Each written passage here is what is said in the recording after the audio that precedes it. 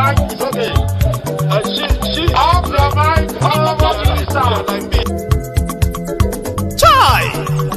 Now wow, people wey suppose talk truth to power don't off mic. And if we talk, now 500,000 they go summer us, call them hate speech. But fear not, Maiyegun don't come. Ingo torchlight every corner, nooks and cranny of all these bad people where they spoil our country.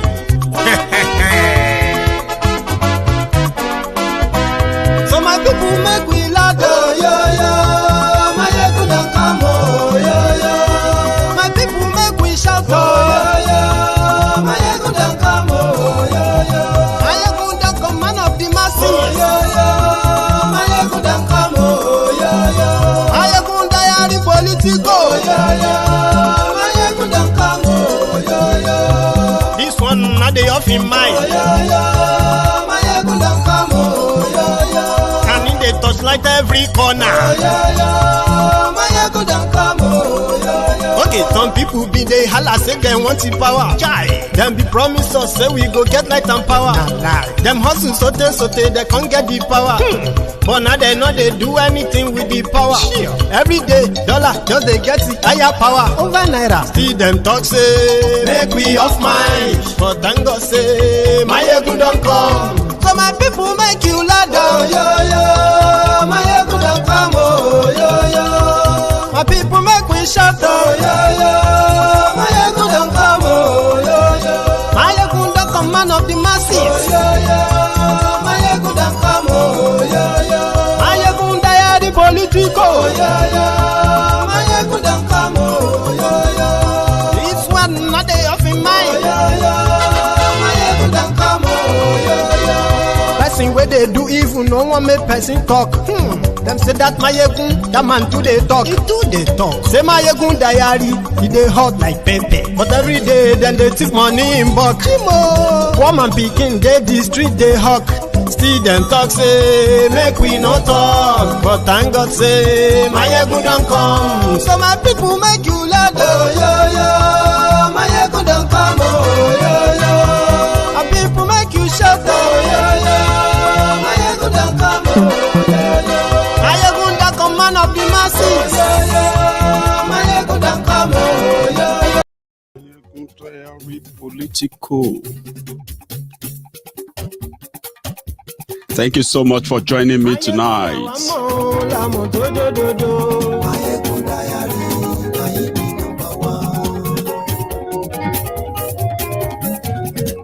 Please share the broadcast, invite your friends, tell them that Maiyegun is live. Yes.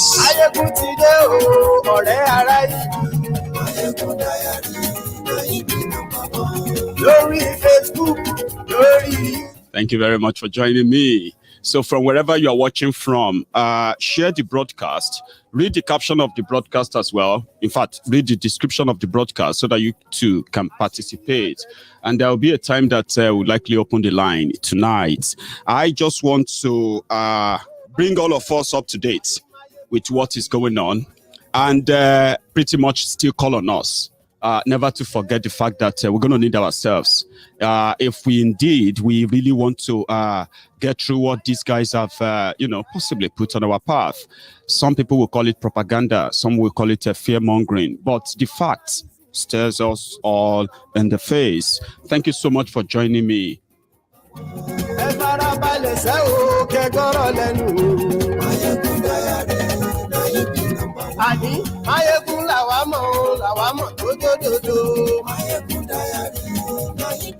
Oloye Sunday Igboho committed no crime.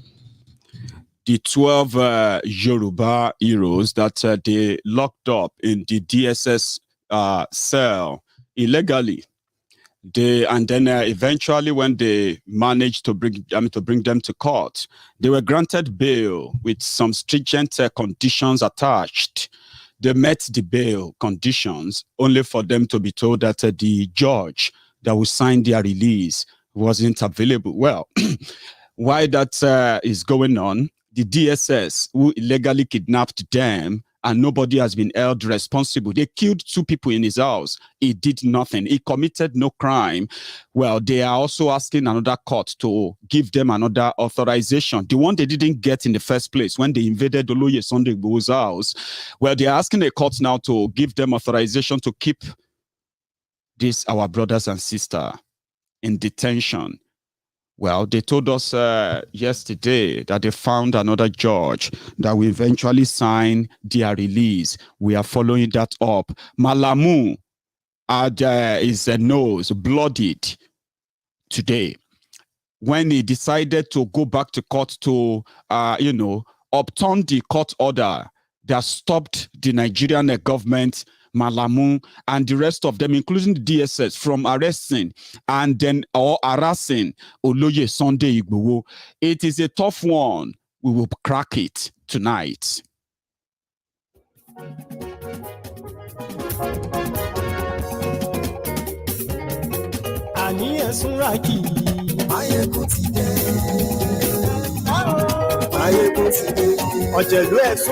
Thank you. Tonight as well, I'm going to try and get into your mind, get into your head, positively, by the way, if you would let me. And that is why, if you are watching Maiyegun's Diary tonight, I want to ask you to please listen with an open mind. Do not come with your own predetermined conclusion about anything. Let's share all this. Let me break everything down for you. Maybe I will be able to help you get an answer quickly to what has been a puzzle to you for a while. I want to tell you I want to tell you as well tonight on how the Taliban came back to power, how the catch and release, pardon, forgiveness for those considered to be terrorists. Yes, those who have this ideology that many of us are scared of, in case if we ever get caught up in their madness, right? So those who have this ideology, they were in government for 5 years, 1996 to 2001, when America invaded Afghanistan. Many of those Taliban fighters, many of those Taliban, loyalists and the rest of them who laid down their arms, they surrendered. Some of them didn't surrender, but many of them who surrendered were later recruited into the Afghanistan army, Afghanistan police, and they ended up kind of worse off in the end, whereby it was easier for just a 75,000 strong Taliban to stage a comeback against over 400,000 strong military of Afghanistan. Nigeria is on that same journey, and you, as a person, should know something happened yesterday, and today people reacted to it. It happened in Edo, where they decided to inaugurate or coronate another sultan. This time around, it will be called Sultan of the Shuwa people in Edo. Now, that's a sultanate in Edo State right before your face. People said, when you talk about these things, you are probably trying to promote a propaganda. But it is not. It's real. It's obviously real. But they said people are paranoid. Why are you paranoid? What is it? Let them have their sultan. Let them have their emir. But Edo State people rejected that, and their government responded. I'll share that with you as well tonight. We will not have too much to dabble into, but these 3 points that I'm going to share with you tonight, especially on the haunting of Oloye Sunday Igboho, are more reason why we should all continue to push and fight that he must never, ever be returned to Nigeria for his own safety, because these guys are desperate, and the desperation that we can't really explain, but as well, to us, it borders on the fact that we have somebody like Oloye Sunday Igboho who told the Yorubas, the young Yorubas, home and abroad, that if we don't stand up all together, bond together in one, with one determination, and then with one force, right? Those who expected, those who are supposed to be the gatekeepers for the Yoruba people in the project Nigeria, they have compromised enough that they are so scared. to defend Yoruba land. Oloye Sunday Igboho came out and he said, we have to do it. We will have to stand up and defend our communities, our vulnerable people that are easy targets for these marauders, these invaders, because the government of Nigeria has abandoned them. Oloye Sunday Igboho became a target. He became a target of the same government that abandoned the people that, people abandoned, people who are under the attacks of the invading terrorists in Oyo State, in Ogun State, in Ondo State, Ekiti State, Osun State. Some things that have prompted the Yoruba governors, including all the southern governors, to finally come out to say, you know what? The only way to end this madness is for us to ban open grazing. Oloye Sunday Igboho is a product of a failed system where people became vulnerable. They became vulnerable to the point that paying ransom to terrorists that will never be arrested, will never be prosecuted, became was almost our order of the day until this movement took a new dimension. While this came up, there was already an ongoing, general mobilization for the Yoruba people to go for self-determination. There are other things before this insecurity came to start haunting us. That was how Oloye Sunday Igboho became their target. They put a target on his back. They attacked his home. They burned down his house. They killed 2 people in his house. They decided to assassinate him simply because he led other young Yorubas to give a quit notice to the kidnappers. The kidnappers ring in Ibarapa in Oyo State. He didn't get all the support he deserved. At the end of the day, he had to run for his life. Of course, you have to live to fight another day, but they are not done with him. That was why Oloye Sunday Igboho is still being held in Benin Republic today.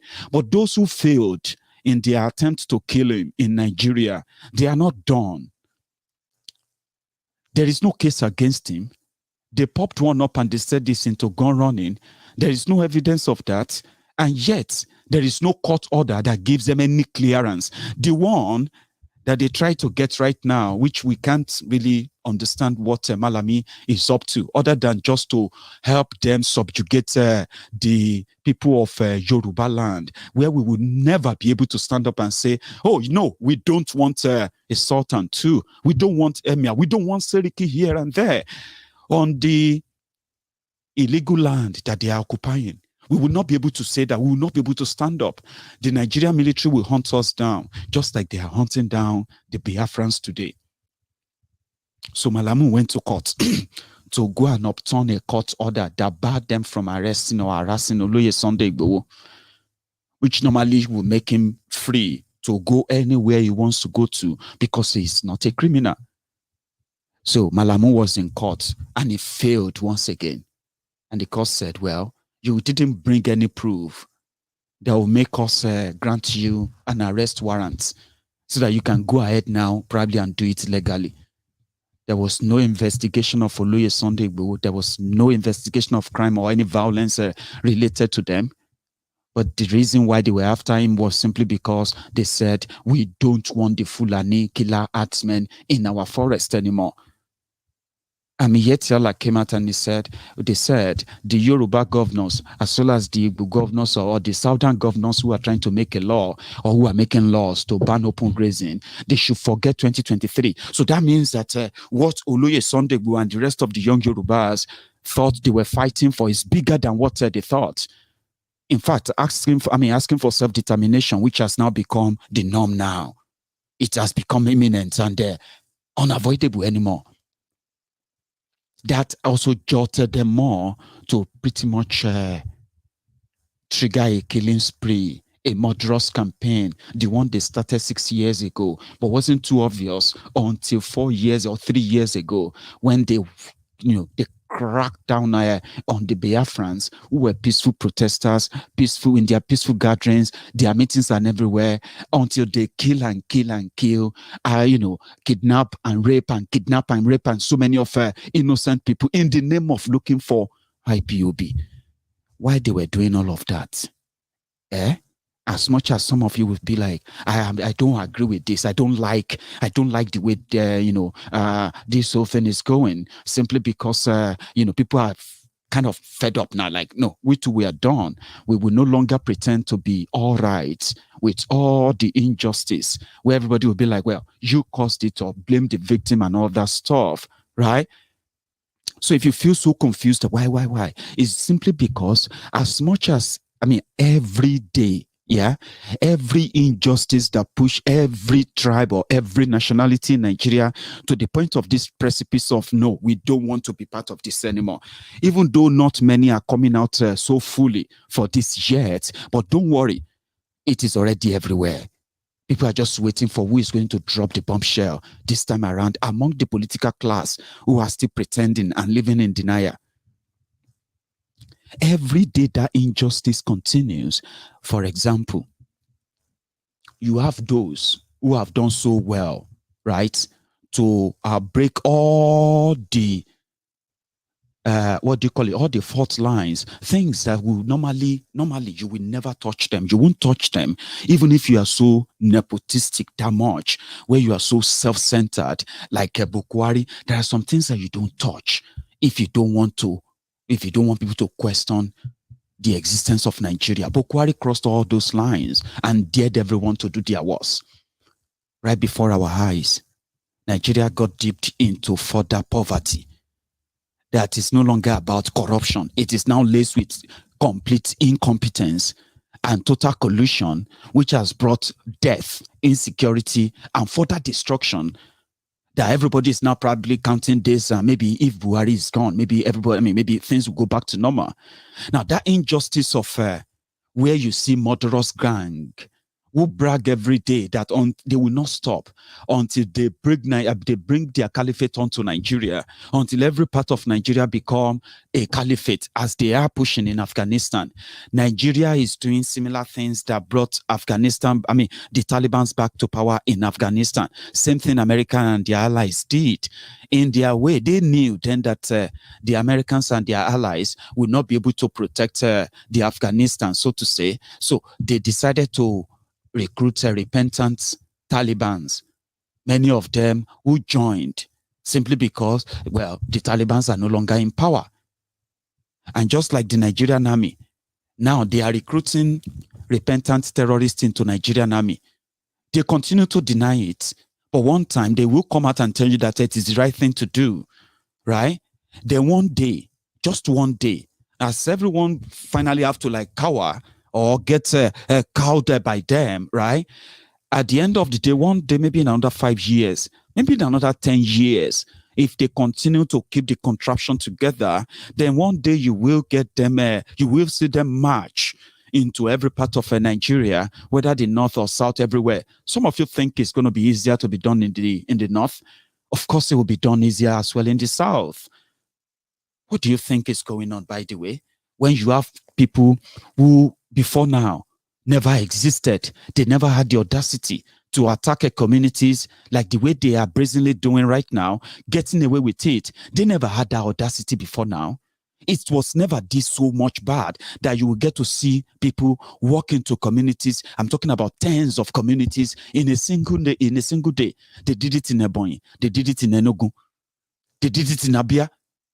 They did it in Ogun State, to the point that they made people become refugees in another country. All these attacks all come down to one thing, that even the government of Nigeria finally acknowledged. They said it is because of no land for the armed herdsmen. So one day, while these herdsmen are killing and getting away with it under different names and different guises, bandits, ISWAP, Boko Haram, ISIS, for whatever you want to call them, all this gang of terrorists, they have managed to cover all part of the country. It just depends on what kind of order will come. And you would expect that if they tried, the military will respond, the police will respond. And I ask you today, what happened to those communities that have been attacked, ransacked, people killed, including the one that happened, in Enugu, where a pregnant woman was killed and her baby was slashed from her stomach. Yeah? stabbed and killed as well and dumped on her there. What happened to the police? What happened to the military?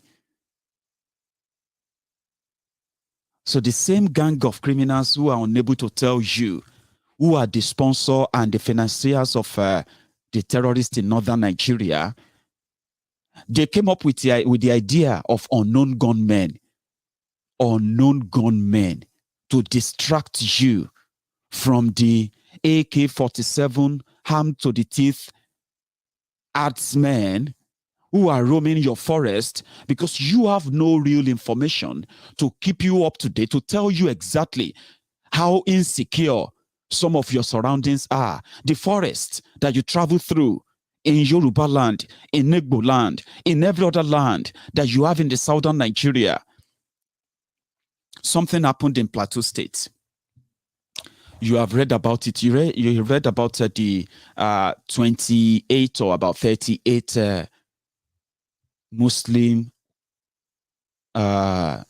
pilgrimage travelers who were killed in Plateau State. You've read about that. Well, there is something that also popped up where people said, have you noticed the level of reactions of those who have been waiting for an opportunity to further their murderous religious campaign in Plateau State? Somebody came up with exactly what happened. And let me tell you this. This makes a lot of sense. They said where these guys were stopped before the day of the incidents where they killed 20-something Muslim travelers, as the media presented it, right? Just a few days before then, well, about 2-3 weeks before then, the area has been under constant attack where the communities, I have some of the videos, but they are not really so good to share. I mean, I don't want to get sanctioned in a way that I won't be able to do this whenever I want to again, right? But there are some videos, evidence of these different communities in this part of Plateau State where Fulani terrorists, armed terrorists, have been staging every day, like every fortnight attacks. The people displaced. And the youth of these communities, they grouped themselves. And they decided to create, to launch a stop and search to an entrance to their communities. And you see where this community is, these areas, right? They are not in any way close to the major motorways where people who are traveling to southern Nigeria will be on, or people who are traveling to, let's say, Kaduna, should be on their way to. It is actually like interior part of Plateau State where they have no link to those who are traveling anywhere. And this is what they said. They said they were doing stop and search to check everybody that comes into their communities and that. So this fateful day, on that unfortunate day, they saw a convoy traveling with about 2 coffins. And they saw them in another traveling bus. And they looked like they were Islamic, let's put it this way, they look like Muslims. They dressed like Muslims, women, men, and all of them. Then they have coffins. They had coffins in their convoy, about 3 cars in a convoy. So this youth, they started asking questions like, you guys look like Muslims, but we know that Muslims don't bury their dead in coffins. Why are you people traveling with coffins? And they said they had no answer. Some of them said they came for the Islamic year, but they are not living around that area. They are living in Ondo State. It doesn't mean that they are from Ondo State. Oh. They said they live in Ondo State. Others couldn't give any real definition of where they are going. And if you are really going to Ondo State, what are you doing on this route? like normal vigilante, asking questions. They decided to open the coffins. When they opened the coffins, what did they find? They found guns. Guns. You know? And the moment they found guns, they decided to want to hold them. You know what happened? Many of them tried to escape. And you know, a community that has witnessed the killings of more than 200 people that the media is not even reporting. You know what they did? They just went after them. And immediately they went after them. The news that was shared out there was that the youth in that community, they have killed 29 Muslims. Suddenly, people who knew about those guys who are like mercenaries going for another attack, they just cashed in on it. Since they have the dead bodies, they are dead. They killed them. Just same way it's become, I kill you, you kill me. That's the situation in the most part of the northwest, north central of northern Nigeria, the middle belt of Nigeria today. Because when the terrorists comes to the communities, they ransack the communities overnight. They kill and kill and kill and kill. No police response. And overnight, they would disappear. It was pretty much like a game. They go back again. They go back again and again and again. But the moment the people decide to group together to fight back, that is when you will see the military. That's when you would see the police. Most of the time, the police and the military will then go after the young people they found in that community. They will be displayed or paraded as the criminals who are causing problem. Now, this time around, it was an easy sell. You know, they've always been having a religious crisis that were always sponsored, promoted by the likes of Issa Pandemic, who is now a minister under Bukwari. So when they asked Issa Pandemic about the people killed, the powerful people are interested. Go on now. You can kill all the Christians you see. They killed Muslim. This is barbaric. They kill Muslim. You see now they killed Muslim. But they are not telling you how many people they have killed right now, since that news is about they killed Muslim. But they killed those who were transporting weapons. And that is the story. That is the truth. But guess what? That doesn't sell well in Nigeria. So they went to the eastern Nigeria and they created unknown gunmen, repentant terrorists that they have been releasing. That many of us have been saying and saying. I remember about 2-3 years ago, I kept saying it. Go and watch some of my videos. I said, Bukwari is releasing terrorists. They call it Operation Safe Corridor. I kept repeating and hammering it. And every month, every year, the number keeps growing and growing and growing. For 4 years, they have released those they called repentant terrorists. They have released over 7,000. And as you are watching this video, like as they would love it to be, the Boko Haram fighters and terrorists are now surrendering. Even though some are surrendering, others are taking over barracks, taking over armory. Today, they killed 27 soldiers and they displayed all the weapons they took from them. Boko Haram, the same Boko Haram that are surrendering. Boko Haram that kidnapped so many school children. And those are just school children. There are many school children, school girls. So there are many girls and children they kidnapped from different communities that their parents are not known and there is no data for them. Many of them are serving as sex slaves for this Janjaweed Mujahideen terrorists that Nigeria is releasing.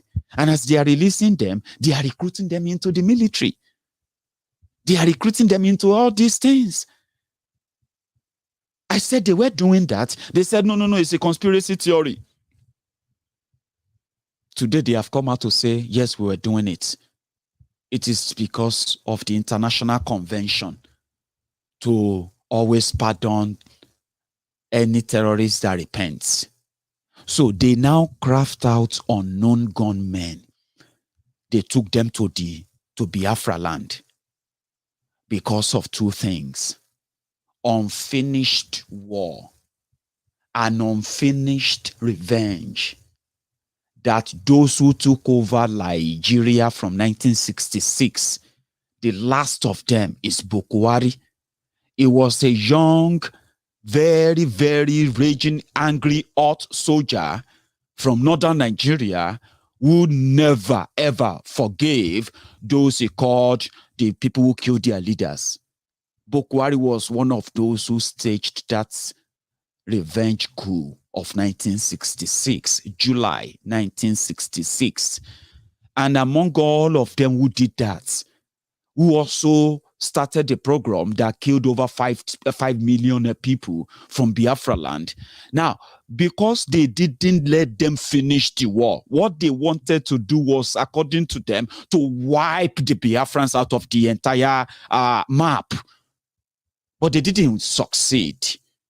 They couldn't succeed. So they kept the war going, and they called it Cold War. Cold War that lasted for over 50 years. Bukwari is the last repellent terrorist who staged that revenge coup of 1966. So the greedy people who went to the grave to dig out a terrorist, to dig out the ghost of a terrorist, they are also paying their own price too. But that unfinished war was why they decided to set up the Southeast Nigeria, to set up the Biafrans. And I remember one time, a while ago, when they asked Bukwari, when they asked Bukwari about his reason for kidnapping Mazi Nnamdi Kanu. And he said, maybe they were too young to understand the war, blah, blah, blah, blah, blah, that Nnamdi Kanu was trying to bring out the war. And that moment was what triggered Bukwari way back in 2016. They created unknown gunmen in eastern Nigeria. They armed terrorists who have done so well to close all the majority of the police station, police posts, military posts in northern Nigeria, where many of them have then relocated to the eastern Nigeria, mountain roadblock to collect checkpoints, to collect a bribe, to extort people every day. Then they created unknown gunmen in order to set up the people of the southeast. You know why they created unknown gunmen? They created unknown gunmen the moment they realized that the Biafrans have taken their own struggle much serious, when they decided to harm themselves by creating the Eastern Security Network. Eastern Security Network is a direct stab on the chest of these marauders, because listen, they've already set the entire country up. They know about these terrorists. They know their capability. They know their source of weapon. They know their source of supply and everything. They do know all of this. You don't know. You and I can continue to guess or continue to work with pieces of information that trickles out there, right? But the security force in Nigeria, the politicians in Nigeria, those who are in charge of the security of Nigeria, they do know those who are funding these people. Therefore, they just have to control how they react to it. And that's exactly what they are doing. They control where they react. And they want all of us to live in that fear. If you get attacked, fine. If you don't get attacked, great. But what happens is this: they know those who are going to attack you. They know when they can attack you. They know when they can get away with it, because even upon all of that, they already have a plan for them to escape all the justice. So it is like an affront on them that as everything is planned, the fear is implanted in many people. It is unexpected of us to have any kind of a pushback. push back, complain, all of that, fine. But don't push back to the point that you think you can defend yourself against these terrorists. The terrorists that they know them very well. They know the terrorists are killing policemen, they are killing soldiers, they are killing innocent people. They do know. They know they are killing their own people that they trained to keep you and me safe. They know, but they are ready to sacrifice them in order to keep you and me in perpetual fear, the fear of the unknown. What if we try to go and fight back? Oh, they will kill us. And to make sure that that fear is pretty much ingrained and established, they don't want any of us to have the thought, any thought of, I want to protect myself.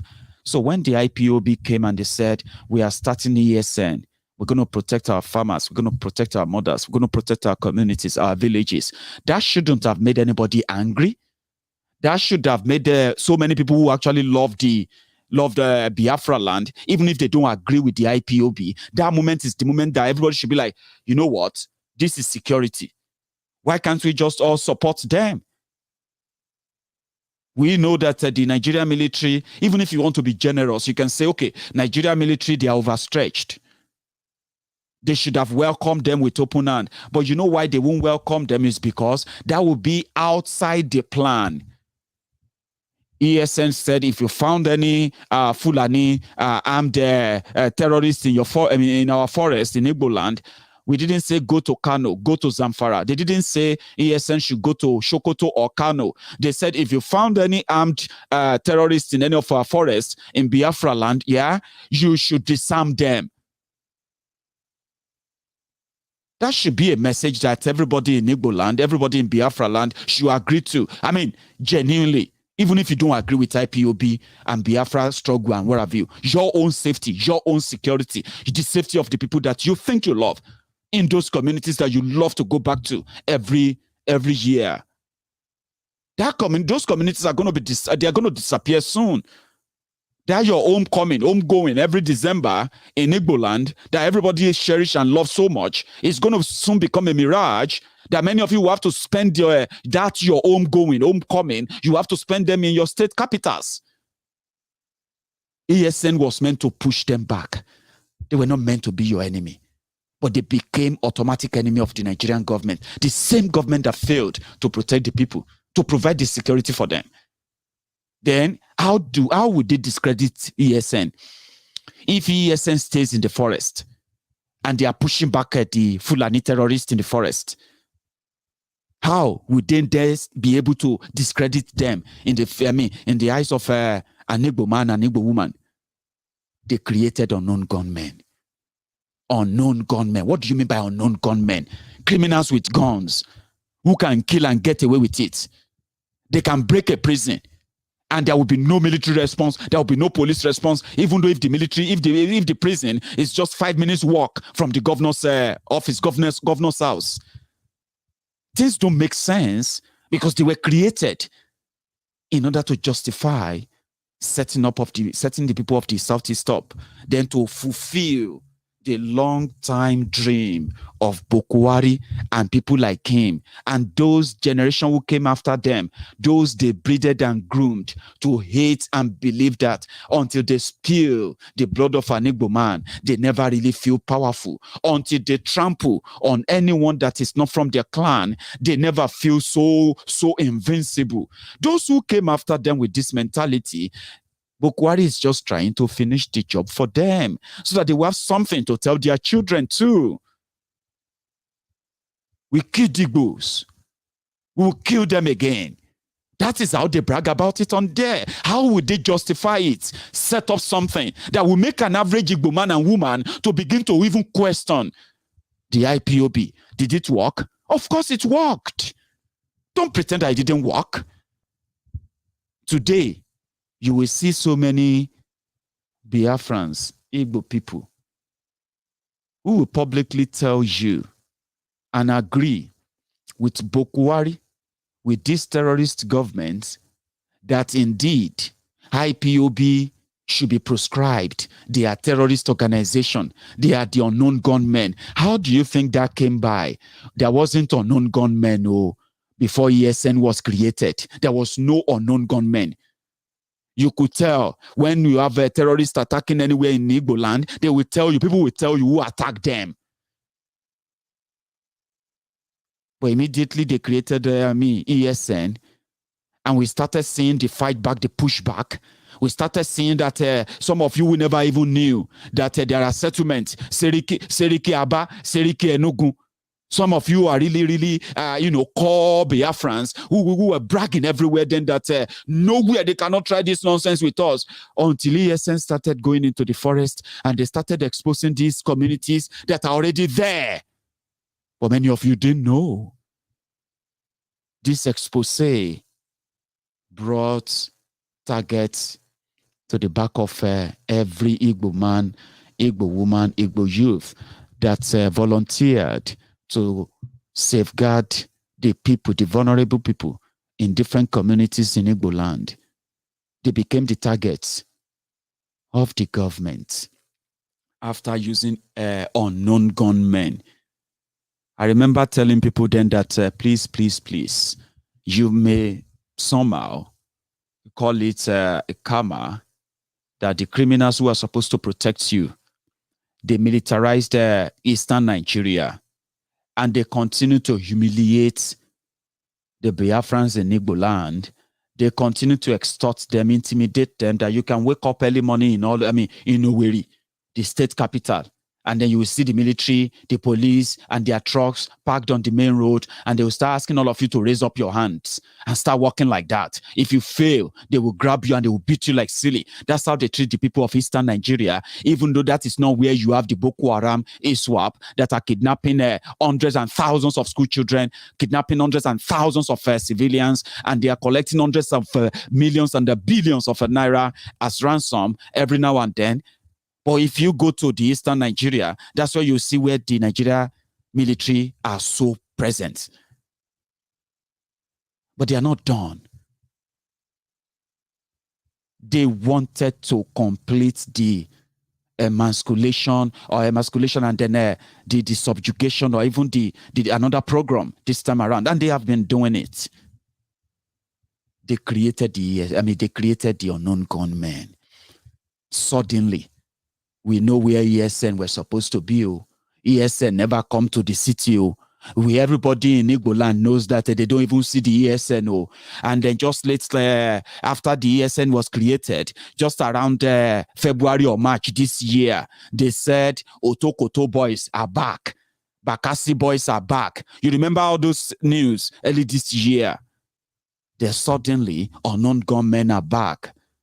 Even though they go about trying to bribe people to tell them the location of the unknown gunmen, the location of the ESN, Eastern Security Network. They were bribing people, but they couldn't really find them. Then they started paying those who are ready to wreak havoc, criminals from Igbo land, criminals, repentant terrorists from Sahel, from Libya, from everywhere. They moved all of them together and they gave them a new tag, unknown gunmen. Then average Igbo man started feeling like, hey, this unknown gunmen must be the ESN. Why would the ESN suddenly come to town and start walking about and start showing what? Burning police station and what? But I'm glad today that many people they are getting to know now that they did that in order for them to justify the occupation of the eastern Nigeria, start another civil war if possible, and then eventually, stay in power, and this time around, finish the job as they are hoping to do. Finish the job. Kill as many Igbos as you can. They brag about it on social media. Don't pretend that you don't know about it. Thank you very much, Tina.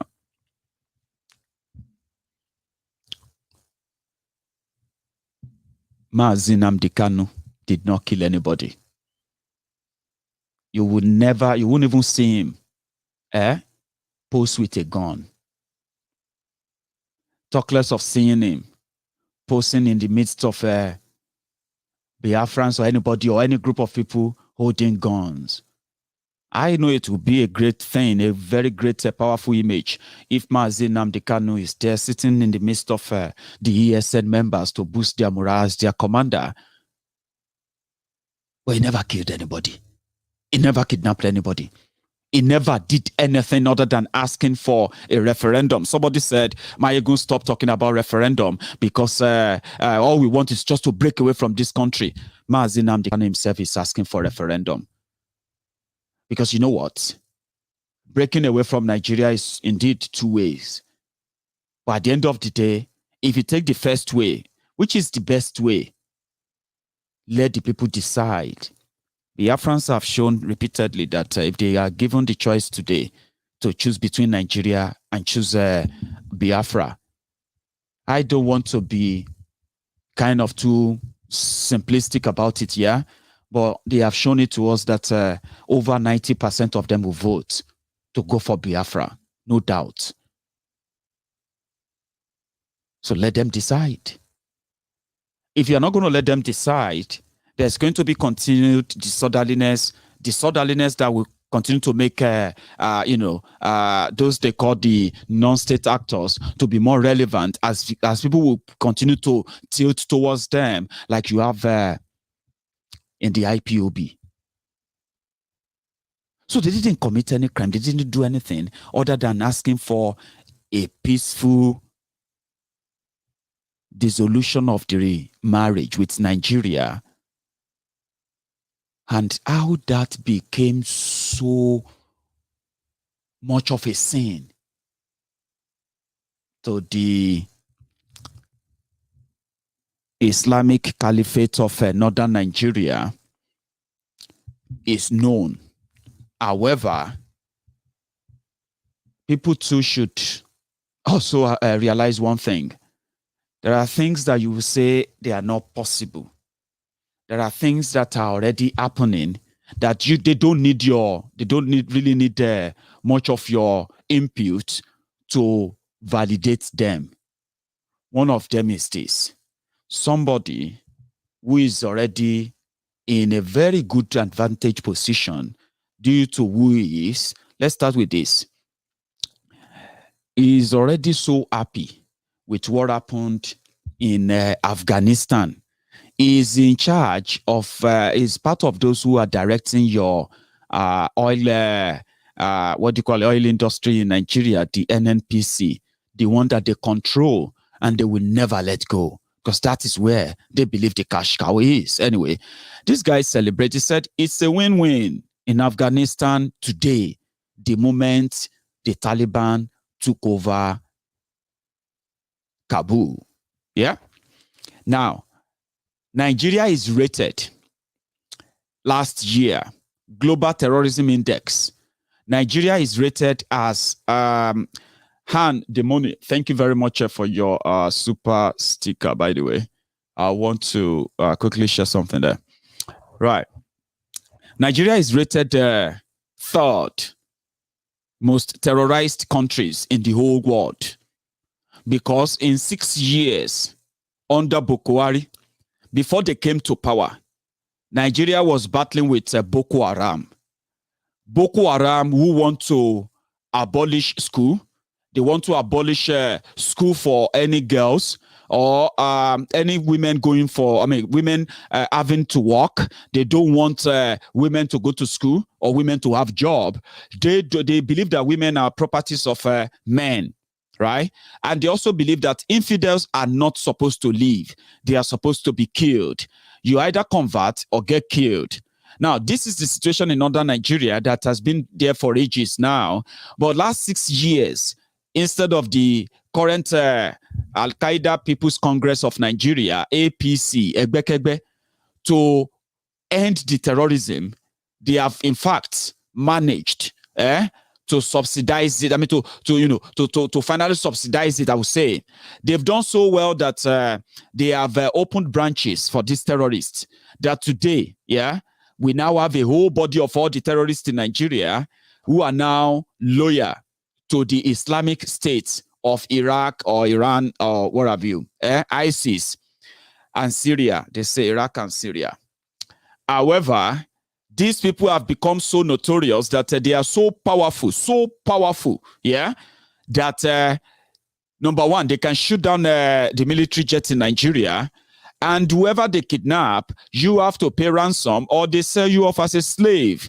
Last 6 years alone, Nigeria government has released over 6,000 of these fighters, killers, and murderers back into the society. Now, just last year, 2020, Nigeria then earned the place, the third most terrorized countries in the whole world. Nigeria became the third most terrorized country in the whole world. Nigerians became the most terrorized people in the entire Africa, third most terrorized people in the whole world. Now, this terrorism is about the jihad you see there. There is also an economic terrorism. There is also human rights abuse and all of this terrorism that people have been terrorized, traumatized, brutalized, and even killed for under this government in 6 years. Okay. Now, the agenda they push is that we must give land to armed Fulani terrorists on one hand, while on the other hand, the Boko Haram, ISIS fighters are asking that Nigeria should become an Islamic republic, Islamic Caliphate, where Sharia rules. Nigeria is a country of 200 and over 250 nationalities. These guys who made up of these terrorist groups, they are Hausa, Kanuri, Fulani. Some of them are totally from outside Nigeria, but you have those in government who have alliances with these guys, who have a bit of allegiance to them and their ideologies, but they are in government using Takia to make everybody believe that they are for Nigeria. But on one hand, trust me, they are in bed completely in total with these terrorists. Now, here we found ourselves. The rest of the nationalities in Nigeria are not going about trying to establish kingdoms, because there are already existing kingdoms before everything was fused together to make up this fake one contraption called Nigeria. You have Benin Kingdom, you have Oyo Kingdom, you have Adara Kingdom, you have Ijebu Kingdom, you have Egba Kingdom. You have all these kingdoms where people have their land and ancestral heritage that link them to those land. But there is nowhere we see anybody trying to get Yoruba Kingdom in Borno in order to become the Kabiesi of Borno. I'm talking about Alaye of Borno or Alaafin of Borno. But they create this community, relationship or something that they try to encourage in Nigeria, where you have in a community, like for example in Ijebu land, if you have people from Benue, Agatu, and people from Delta, people from Sokoto, Kano, from everywhere, all over the country, where they have their place, where they are mainly domiciled. You have them in Lagos. All these communities are mainly domiciled by different nationalities, different ethnic nationalities from all over Nigeria. But guess what? They appoint leaders who eventually manage to liaise between these ethnic nationalities in their who are living far away from their ancestral land, ancestral states, so to say, right? Living far away. But yeah, they appoint leaders, representatives that gets them involved in the day-to-day running of, government, business, and what have you of different communities that is hosting them. Right? They participate economically. They do all they can to be part of that. But yes, none of them is really pushing to have the place they have and call it their kingdom, like these guys did, or trying to do in Edo, right? We've had Seriki Fulani here and there. We've had so many of them here and there. And they said, you cannot ban Nigerians from traveling all over Nigeria. Nobody is banning you from traveling everywhere. But there are rules and regulations to those places you have to visit. This is how we do in my own area, right? You have to know that that's not how they do everywhere. And if you don't respect that, and you begin to bring these alien and foreign ideas to them, and you expect them to accept it, or it's going to be war, it's going to be fight. Of course, it's going to be fight. See, they said they had somebody who is going to become the Sultan of Shuwa Arabs of Edo State. Whatever that even mean, right? Shuwa Arabs of Edo State. And they want to have a coronation for him. So, and as you would expect, they send an invite out that everybody should come.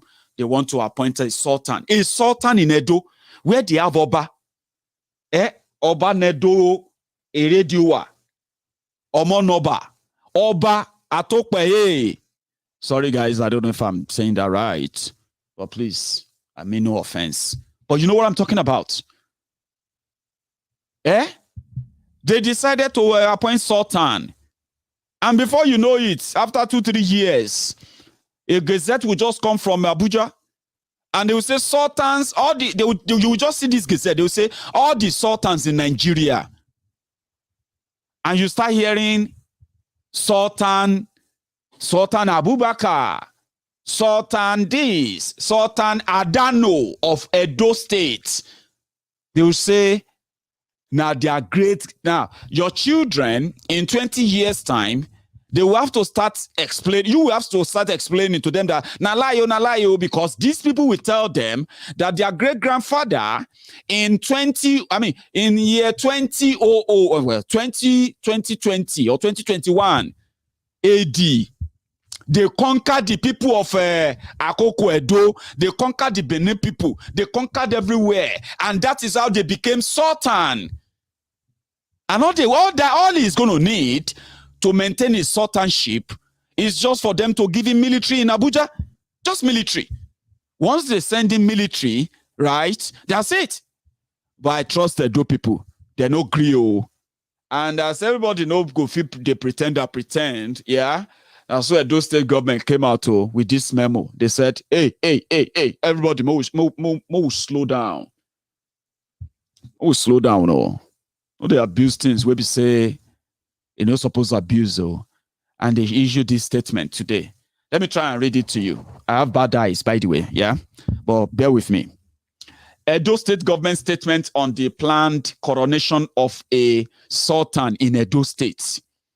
The Edo State government has been inundated with complaints from indigents and residents of the state over the purported move to embark on the coronation of one Idris Adano as Sultan of Shuwa Arabs of Edo State, whatever that even means, for goodness sake. The audacity, man.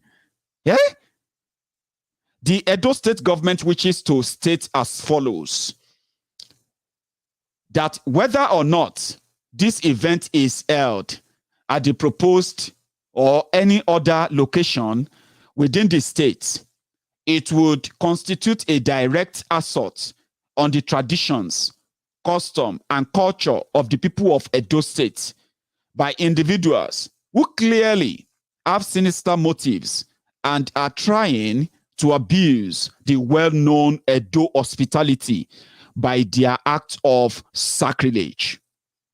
That it is a potential threat to the peace and security of Edo State, with the capacity to cause a breakdown of law and order, as citizens of the state are likely to be provoked by the obnoxious ceremony. Under the Edo State traditional rulers and chiefs law, it is an offense for anyone to proclaim himself or allow himself to be proclaimed as the holder of any traditional title not recognized under the said law, and or without the approval of the appropriate authorities. The state government hereby wishes to assure all that assure just made me remember Bokwari. So wishes to assure all concerned that firm and decisive action will be taken to prevent the actualization of these illegal and sacrilegious acts, and that all persons found to have been involved in the conception and or execution of same would face the full wrath of the law. The Edo State government therefore calls on all citizens to be calm, law-abiding, and rest assured that government is firm on top of the situation. I hate that word. Politicians are never on top of any situation. They milk the situation. But it's just to tell you that they are reacting, which is normal. They are reacting. So it is no longer rumor. It is already there. There are already people there pushing the agenda. You have, I think we have Emir of Lagos, or is it Sultan of Lagos? Shebi? The one that Sanwo-Olu is already paying homage to. All these things are just the validation of what is still to come. But guess what? People will know the truth. They will devise means of pushing back. And they will push back. Because as they say, the truth will eventually set us free. I actually believe it can set us free. It is setting us free already. They had no good plan. You have to know that. They had no good plan, and they continue to preach unity. Unity. We tell them, listen, unity is a very good word. It's a very fancy word. But unity is more than just a word. If you want to really build a united, or people coming together united, you have to start first by acting as somebody who wants to unite people. Because unity is not just a word, it is the doing. You don't continue with this barbaric, disadvantaged, impernicious arrangements that continue to make the rest of Nigeria the servitude, or let me say the slave, to those who have no clue about what they are doing, other than the blindness of greed and selfishness, where that comes with the reward that many of them have suddenly become billionaires. Billionaires without any invention. Billionaires without any address. Billionaires of free looted fund. You can't continue to pardon terrorists. Terrorists who continue to kill military, kill soldiers, kill policemen, kill the people that you spend money to train, continue to take over your weapons, and then turn around and start arresting people who have become victims of this collaboration and collusion. If there's nothing to it, you don't preach unity, you act it. And suddenly, by the way, those who kept quiet all this while, PDP, they seems to have started coming up again. And in their plan, they are now going to be saying the same thing that we have been saying all this while. But they will say it differently. Now they have the material to convince and lie to you just to buy time. Like I told you, it is a collective agreement that power cannot go back to the southern Nigeria. And if they want to go into it this time around, trust me, even those of them who are going to London to take pictures with Tifnumbu and gang, to show that they are with him or not, they know that when the push or the shove comes to push and what have you, they are already setting up their Tifku for you. In the southern Nigeria, there are already those who are already saying if the power must be taken away from Bukwari, they need another northerner to help them take it away from Bukwari, so that northerner will then hand it over to the southerner. And guess what? They are already proposing their Tifku. And you know one thing is this. This is where those our brothers and sisters who are waiting or laughing, they are waiting for the time that they were going to see Oloye Sunday Igboho in handcuffs. They are waiting for the time where they are going to continue to laugh and see more of our young people kidnapped, arrested, and humiliated by a system that failed to protect us. A system that is actually fighting a jihad against us, economic and physical jihad. Those of them who are waiting to see Oloye Sunday Igboho in chains, in handcuffs, and the rest of them, simply because they felt like Yoruba nation, asking for Yoruba nation right now is tantamount to Tifnumbu losing out his lifelong dream of becoming the president of Nigeria. Those are our brothers and sisters who are laughing, who are waiting to see all of our brothers and sisters championing Yoruba nation, humiliated on the street of Lagos, to be humiliated on the street of Abeokuta or Ibadan.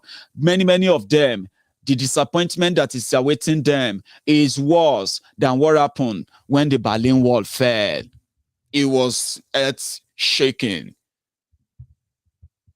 Because everybody will queue behind the northern candidate. And as you are watching this video, there is no northern candidate that these guys from the APC will push for you or push forward for you. But somehow, they are going to entrap you, tell you about self-determination. You are going to listen to Atifku. You're going to listen to many of them who have played dumb, deaf and dumb for the past, for the past 2 years, at least primarily for the past 2 years. You will begin to see them talk about Biafra. They'll begin to talk about, power sharing. They'll begin to talk about regionalism. They'll begin to talk about restructuring, things that will entice you. And in order for you to buy time, that moment is coming. But guess what? It's coming chaotically. Because it's not going to be business as usual as well. It's not going to be as easy, as smooth as they are also planning it. Because it's more than where they thought they left it. The people they are coming to deceive are more enlightened than what they will imagine. But there's one thing they will always use: your fear. That works very well. In fact, it works on so many people very well. Fear. They address your fear. They tell you they will give you all you want, all you desire, but we need time.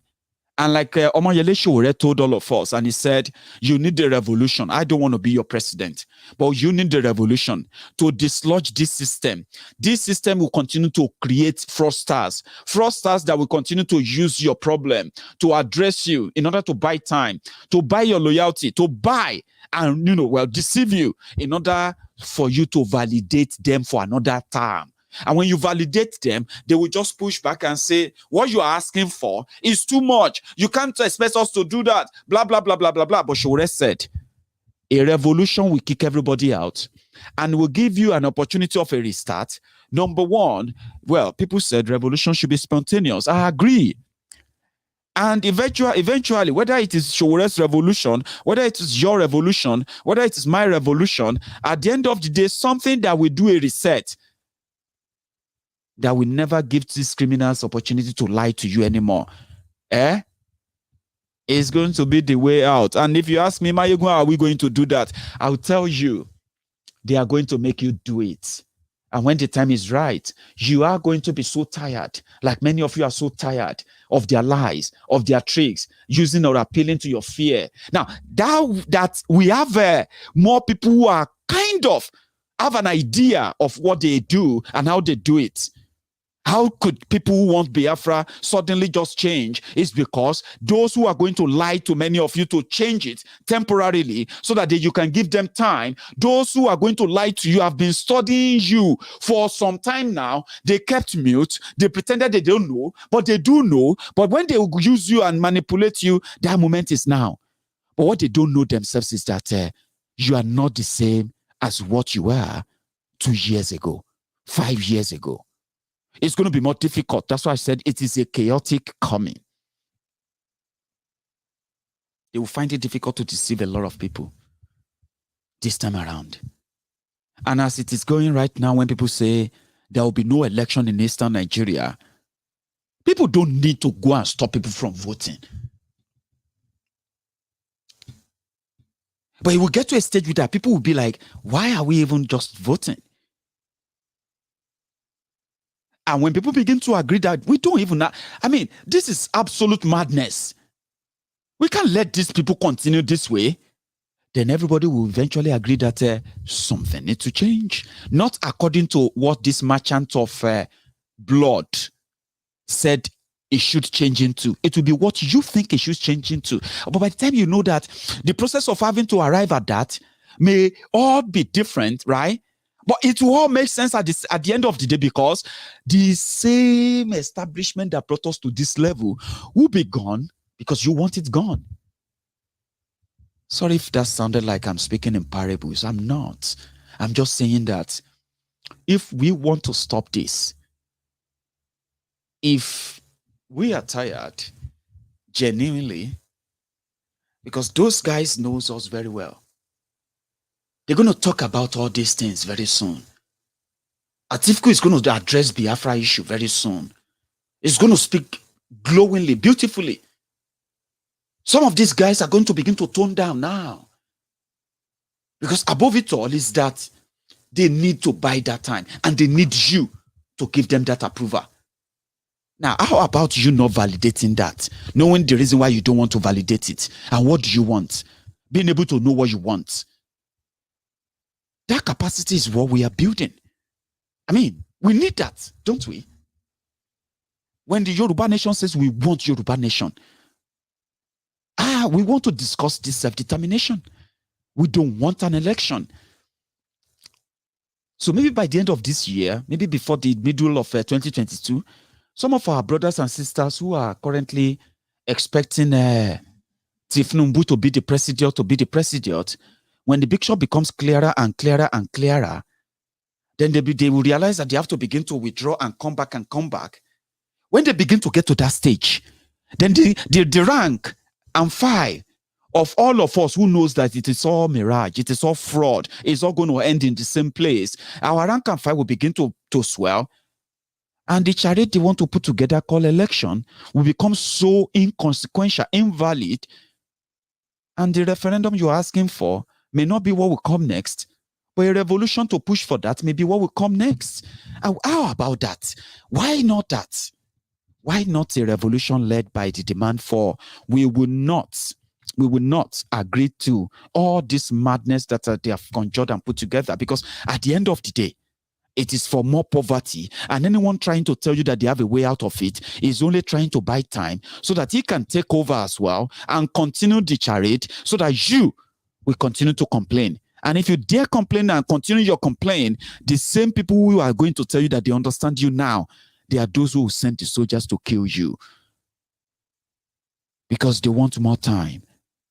And what you're asking for is impossible. You're asking them to break up Nigeria. It's impossible. They will tell you that then. But why not agree that wasting our time, pulling our heads together, trying to think maybe these ones are different or those other ones are different, trying to even think or entertain every of their suggestions to start with. It's just a step towards taking control of your thought, taking control of what they throw at you and what you decide to hold on to. All these ideas are ideas that bounces here and there, right there in your medulla oblongata, jumping up here and there. You couldn't make use of them, but I am trying to tell you to put them all together now that you can. And what is that? You can have all we want. We can stop all these aliens and their enablers.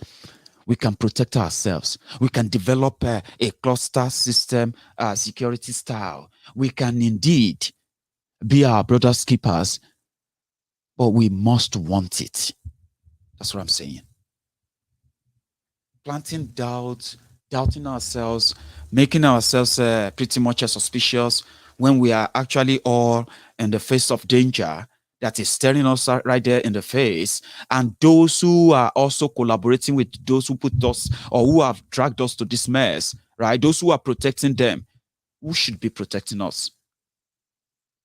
Shouldn't be those to give us conditions on how we will get out of this. This is not going to be easy, but if the people want it, as terrible as the Taliban as they say they are, do you know that the Afghanistans who couldn't really run away from their country, they have been protesting. Today's supposed to be an Afghanistan Independence Day. Do you know that?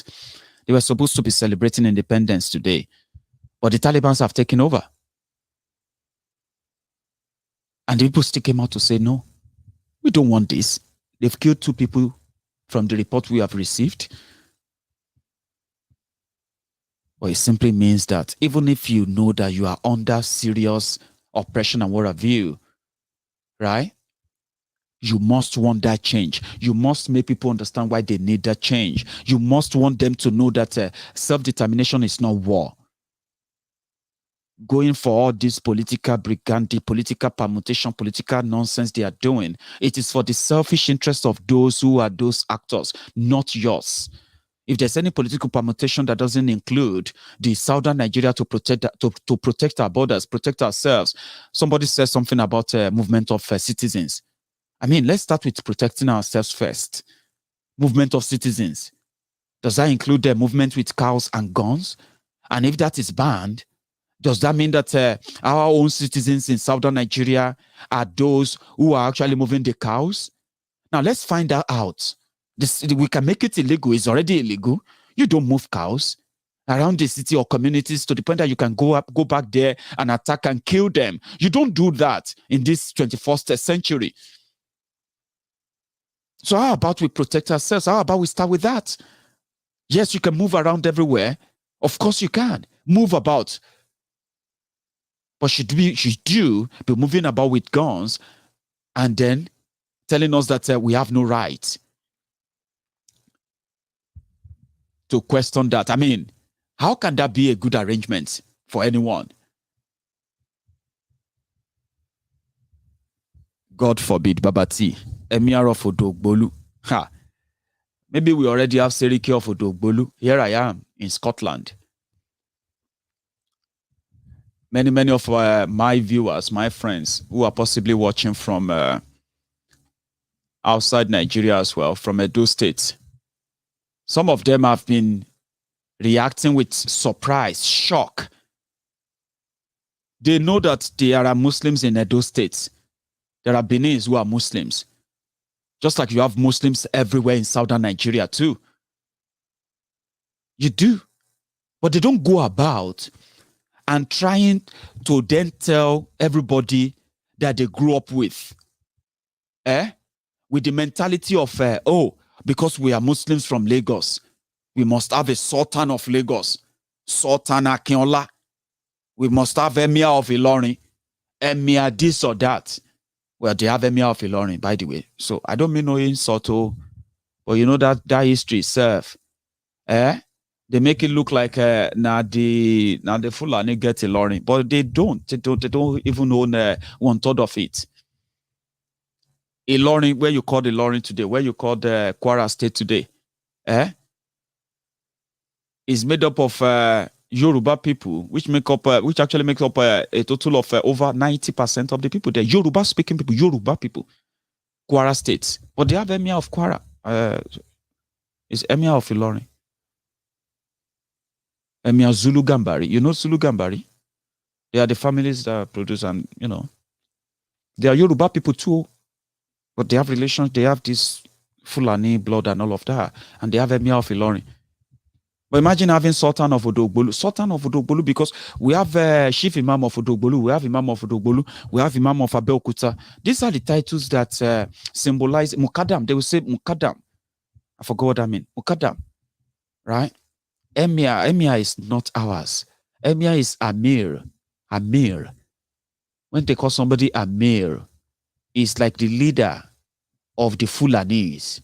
Amir. We don't have Amir in our tradition, but we do have our people who practice Islam for centuries now. I have to say, they have been practicing this for hundreds of years. There was never a time that they came by to say we deserve to have a Sultan or Emir in Yoruba land. But yeah, my Edo friends, my Edo brothers and sisters, you see Shuaib, Deputy Governor of Edo State, should be a Muslim, I believe. Shuaibu. You see Brahimo, you see this, they are from Edo State. They never, probably many of them are surprised that they're going to have a Sultan of Shuwa Arabs. Who are the Shuwa Arabs? So that they can then open Princess, you are supposed to be the class captain. You should be writing the name of anybody that make trouble, but now you they make trouble. Mukadam Feshadra. You know what I'm talking about, by the way. You know. These are the things we knew when we were growing up. There was no Sultan, there was nothing. But you see, these are all ideas. If you are politically politically exposed, I mean, if you are politically, let me say, a little bit educated in a way, like we are doing right now, there's no secret about politics than what I'm sharing with you here. There's no propaganda, there is no makeup, there's no nothing. These are stories that you can actually pair together and you can tell what is going to be the end result. We tell from what I'm not too young. I go to be 40 very soon. I actually want to celebrate my 40th birthday, and I don't want to be a fool at 40 that will be telling his own children that there are people of Shuwa Arab. They came from Shuwa. God, I don't know where Shuwa Arab is in the east, right? I'm not saying it's southeast or Biafra, the east of what is today Nigeria. But I'm talking about Middle East, Arab, Arab, Shuwa Arabs. But they are in Africa. There are Shuwa Arabs in Africa, but they are not from Nigeria. Now, how would you relate to them? How would you relate them to the people of Edo? Where Omonoba? Oba Atokpa, he say, where you have Oba of Benin with history, tradition, everything, verifiable. Now, so Gazette go just come. And you will see the people full at 40. They will say, it happened in 1576. People will write the history. And one thing is this. Now, people will get power. They write history. Now, person will win. Fulanis don't fight any war. I'm so sorry if you are a Fulani man or a Fulani woman who is actually my friend. Because I think Maiyegun's diary has friends all over. And I have to always be very clear. But I'm saying this, right? There's no part of Yoruba land conquered by any Fulani. No history, no nothing. Say that. I'm a Yoruba man. And I wouldn't want to grow up and then, or maybe when I die, they will be telling my children that Fulani conquered the Barakwa.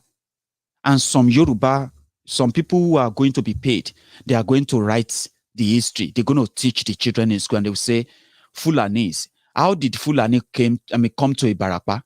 Then people will start writing the history. They will say they conquered the people of Ibarakwa. Emir Gulugulu from somewhere, God knows. He was coming with his one cow. And his cow, a magical cow, blah, blah, blah, blah, blah. And he reached a mountain. When he got to that mountain with 3 parts, and the other said he should go straight. And that straight road led him to Ibarakwa. And that one cow just turned and started, giving birth and that's how they came to Ibarakwa in 1430. Somebody are going to write the history. I'm going to be dead. In 100 years' time, I'm going to be dead, gone. But they will pay some people that they would preach in different places and say, yes, Seriki Gulugulu came from somewhere in 1431. And they will say, go and check the history. Is that not how they rewrite the history of what happened in Biafra? They killed innocent people. They committed genocide. They raped women. They took children that never got back to Biafra land anymore. They sent them abroad. That many of them ended up in different homes in Africa. No joke, story, true life story. But when they wrote the story, when they wrote the history, they wrote the sweetest part to glorified murderers, genocidists, so that children, people like me, people like you, we grew up celebrating murderers. Muritala Muhammad, Muritala Muhammad hero. They are Muritala, this person, that person. We started celebrating criminals because criminals were those who declared victory. Therefore, they wrote the history. And in that history, they're safe to say all animals, if they have their own historians and they are allowed to write their own history, there is nowhere you will see all the history about the jungle glorifying the hunter. Do you understand? Hunter will tell you how he fought 5 elephants, how he fought 5 lions, how he used magical power to disappear, and he captured this and he did that and all of that because he's the hunter. There he is. He shot an elephant, and you can see a dead elephant in front of him. So he can tell you the story, right? And this is how it all happens. Edo State. Some, they will just say you have Sultan in Edo. Your children will be reading state and capital. Edo, Bini, Edo. You know what I mean? Sultan of Shokoto, Sultan of Kaduna, Emir of Gulu, Sultan of Edo, Sultan of Shuwa Arab, Edo, Seriki Fulani of, you know what I mean? Your children will grow up reading them, and they will say, go to that place. You will see Emir of this. You know, your politicians. They will buy them cars. They will build them palaces. They will go there for endorsement. They will prostrate for them. They will validate them, but only if you want it. It's up to you. People must not want something before you can tell them, before you can tell if it's going to last or not. But Edo government has responded, which is great. I wish they can respond more to other things, like the banning of open grazing. River State came out today to sign the ban on open grazing, which is a good news, by the way. A very good one. So we are waiting. Today is the 19th of August. Simply put, we are just about 12 days away from the southern Nigeria to prove to us, the southerners, that indeed they can actually ban open grazing, and they can also stand their ground. They can stand on the ground and demand for restructuring. I know restructuring is fraudulent, but do you know that restructuring, they give them diarrhea, they give them running stomach, running belly, those parasite elites, political, religious elite from northern Nigeria, those scroungers. The fact that the South is trying to take the position on that, and I love to see them run to the toilet back and forth, and then run their diarrhea mouth repeatedly, send different threats and all of that, just for them to validate the fact that United Nigeria is a fraud. Just tell them that something that will never work for them, which is stop them from sharing from the rest of the resources of the country and make their own money, grow their own wealth, and then prosper their own people in a better way, like the normal people would do. Then they will tell you you are actually propagating something that is in enmity to the northern Nigeria. So I love to see them rage and rant. Don't just make the open graze banning public and visible. In another 13 days, we want you to go further. I mean, don't tell them that you don't care about 2023. You know what I mean? You care about the people before finally we will use the social media to stage the uprising that will actually consume not just those who have sold us or cashing out on us as a people, including you who have chickened out enough and believe that all you need to do is just to keep mute. And Nigeria will continue to protect you and protect your loot, protect whatever interest you are getting from Nigeria. But when the people react, you just don't know how far they will go. And I hope we can see more of these actions. You know, this action in September. It's not far from now. I'm going to draw my curtains now, and I'm going to open the phone. Let me see if I can connect the phone. And for those who might want to call in and make contribution, I have 30 minutes, less than 30 minutes. I'm going to take just about 3-4 calls. We won't take much, okay? We'll manage the time for 20 minutes, then we'll call it a night. Many of you would like to say one or two things, I believe. Give me a sec. Okay.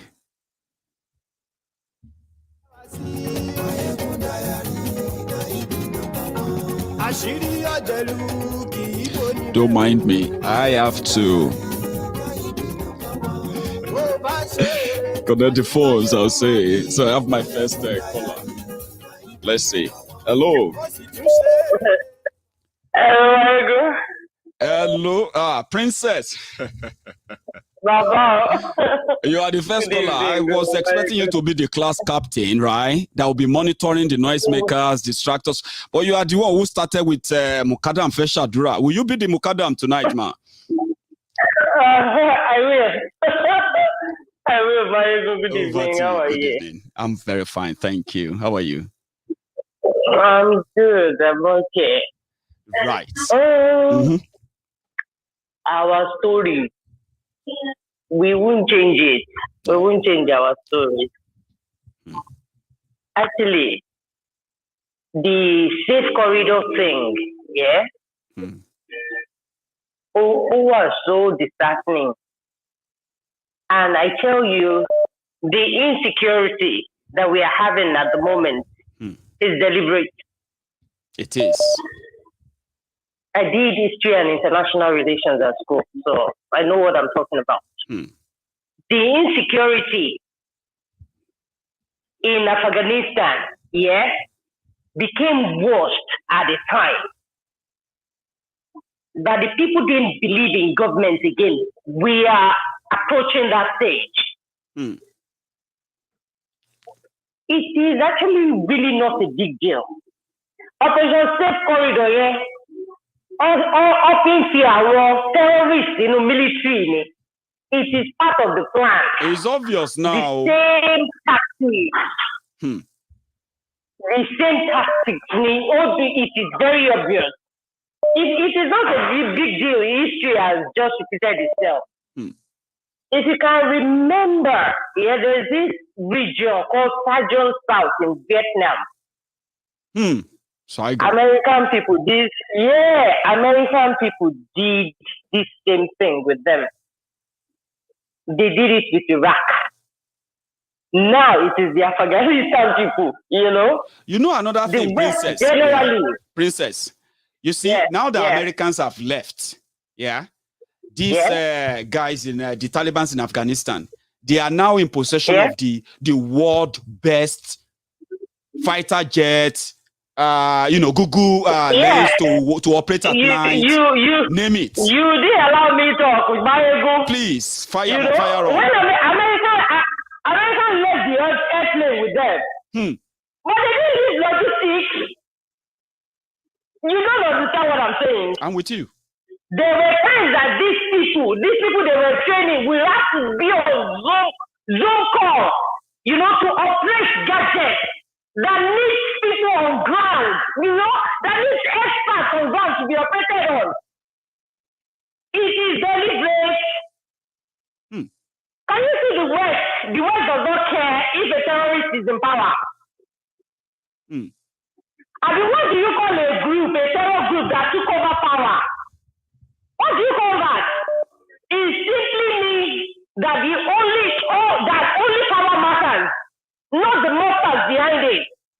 Because I heard Jake Sullivan saying the Taliban, Maiyegun, as a terrorist to ensure human rights and dignity in Afghanistan. How can you put Taliban? How can they put Taliban? That's what I'm saying.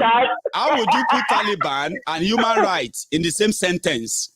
Can you see the switch? From Taliban, the terrorist, to Taliban, the Afghan leader. You don't understand what I'm saying. The West are not your friends. That is where we are going this night. But I will stop by there a little bit. So that you will run shouting, hey, British are watching. The West is watching. West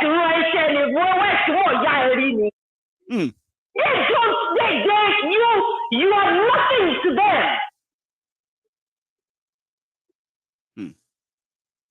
See, Maiyegun. Thank you, Princess. What are the natural resources?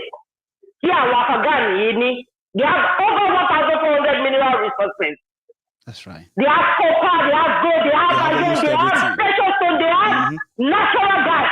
You're right. But they have opium and heroin too. Which is the main thing that the Taliban actually trade. The last two resources I mentioned are $78 billion a year industry.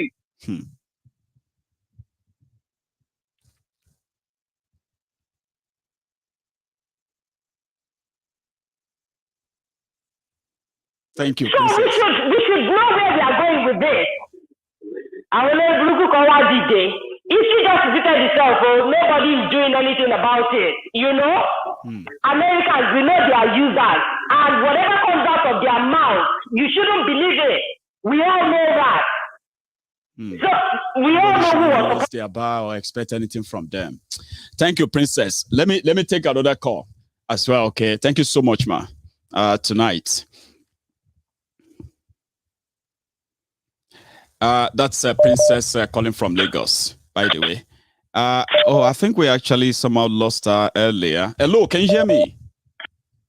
Hello, Mike Maiyegun. How you doing, Maiyegun? I am doing fine, sir. How are you?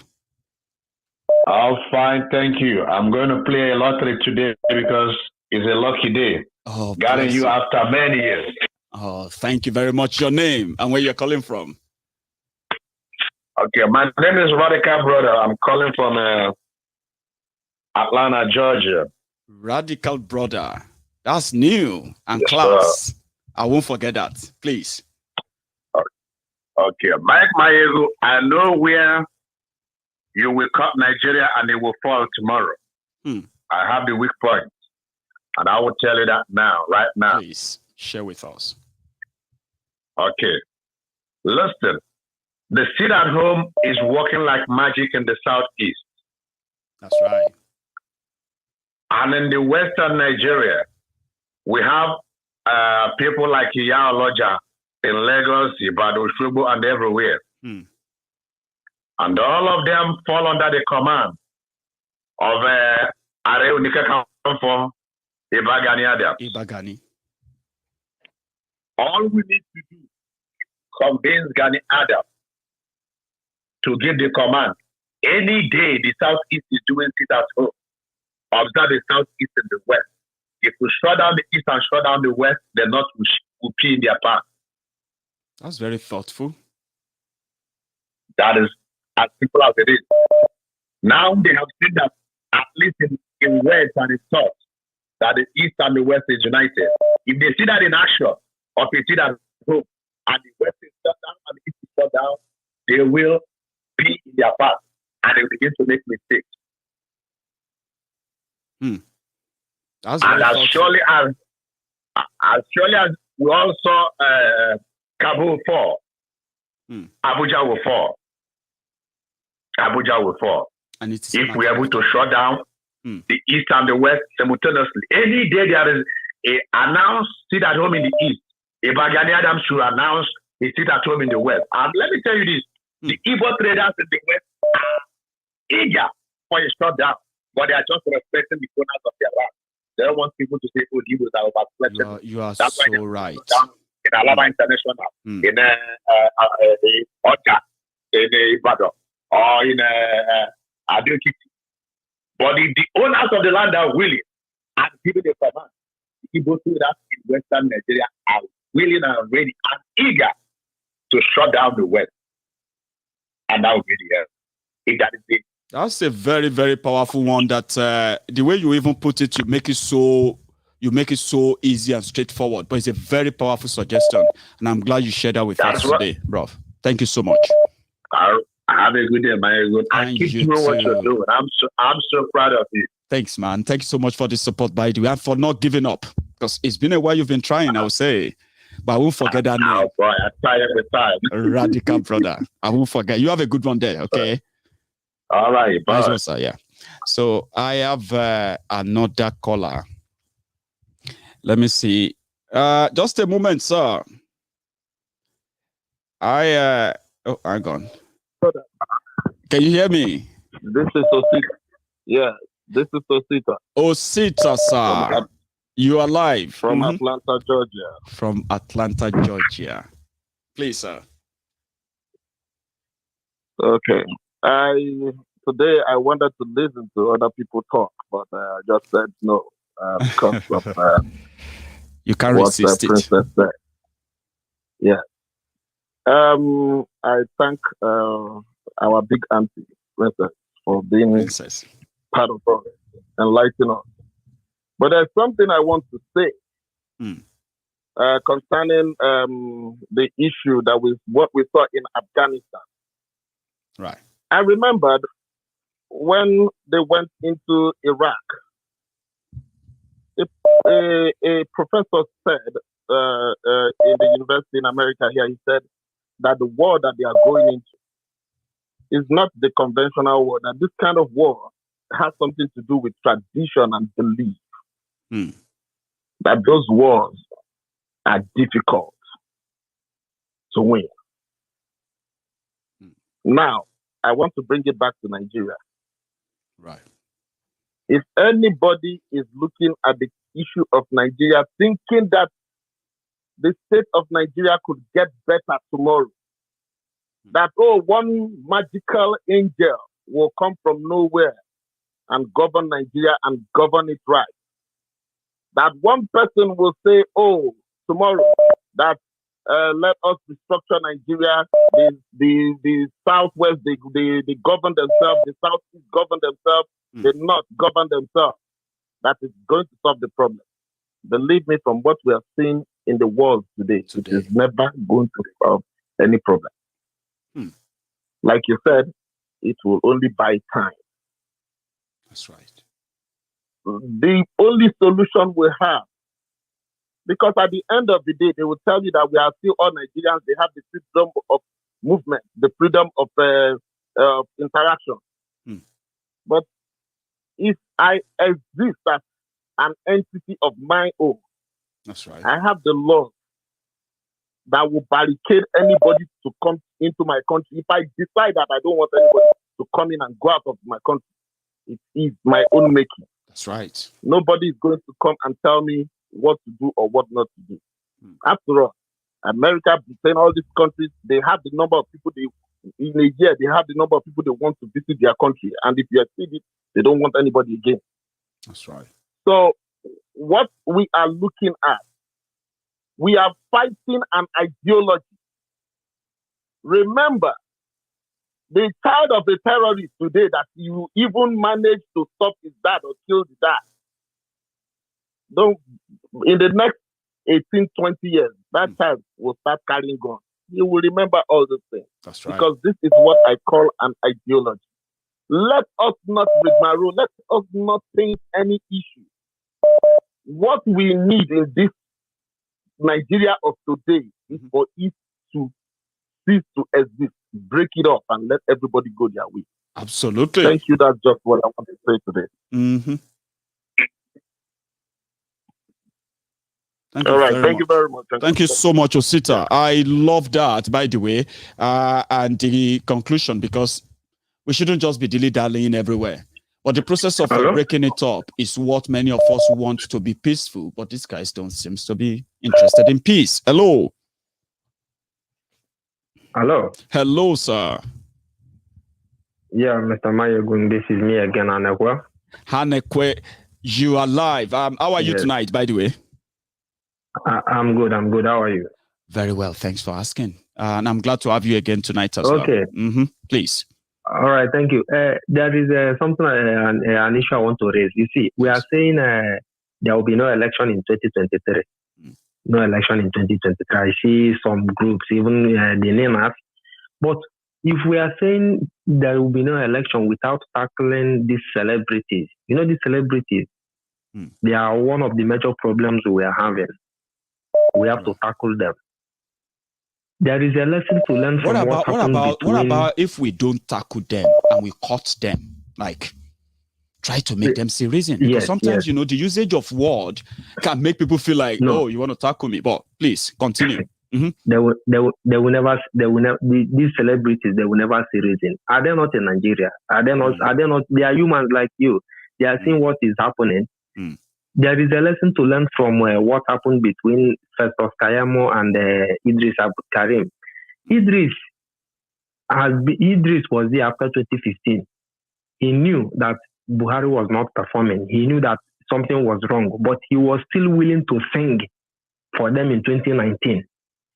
If Kayamo had settled Idris as he requested, Idris wouldn't have sang Jaga Jaga Reloaded. He sang Jaga Jaga Reloaded because he wasn't settled. That's right. The same thing with majority of the celebrities you see, both the females. Just watch. getting close to election now, they will start campaigning. Go and get your poverty validation card, your PVC. Go and get your PVC. They will start campaigning because they are all either they are a girl, they are girlfriends to the politicians, or they are what do I call it? Another Idris Abdulkarim. They are all begging money. They feed from the politicians. That is why they can never complain.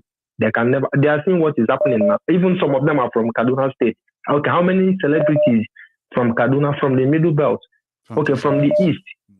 Upon everything that has been happening, how many of them have listened, spoken, say this is wrong? What is happening? This is not how things are done. So they can never speak. And for anything that is coming up again, maybe a revolution. What killed NSAS was calling your fellow protester a hoodlum. How can you tag somebody protesting with you a hoodlum? Look at what happened in America during the one of George Floyd. Right. Things were destroyed. You just do your part. Leave those people. They are playing their own role. Those were the guys that they were the people that the Nigerian police were running away from.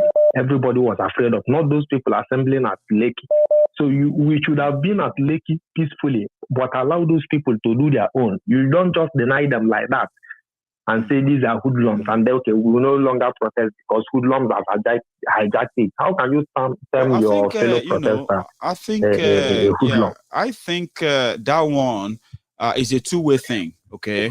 We all saw the armed thugs sponsored by government moved and mobilized to attack the protesters in Alausa, attack them at Lekki, right? But we also have those who are like normally protesting, breaking shops and all of that stuff. It's a two-way thing, you know what I mean now? So the call off of the protest then was simply because the protest group became targets at the time. But I'm with you, by the way. I'm with you. Yes, and we Nigerians, we have this mentality like we are expecting the celebrities to speak for us. The celebrities will not speak for you because they benefit from the system. It is we, the ordinary people.